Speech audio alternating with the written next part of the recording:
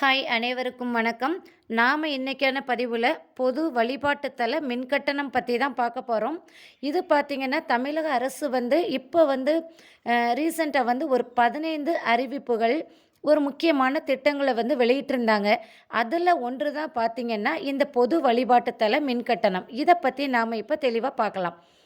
தமிழகத்தில் கோவில், மசூதி, தேவாலயம் என பொது வழிபாட்டு தலங்கள் அனைத்துக்குமே ஒரே மாதிரியான மின்கட்டணமே நிர்ணயம் செய்யப்பட்டு உள்ளது என தமிழ்நாடு அரசு தெரிவித்துள்ளது.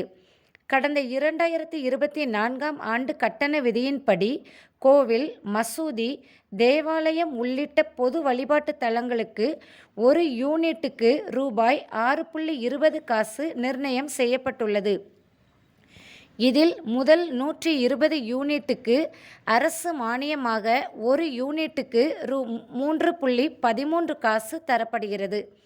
எனவே பொய்யான தகவல் மற்றும் வதந்தியை பரப்ப வேண்டாம் எனவும் தமிழக அரசு கேட்டுக்கொண்டுள்ளது. பார்த்திங்கன்னா இது ஒரு முக்கியமான அப்டேட் அப்படின்னே சொல்லலாம்.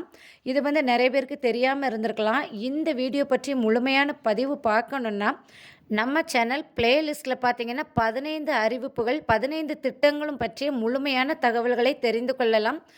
இந்த வீடியோவில் என்ன சொல்லியிருக்காங்கன்னா பொய்யான தகவல்களை தயவு செய்து வதந்திகளை பரப்ப வேண்டாம் அப்படின்னே தமிழக அரசு சொல்லியிருக்காங்க.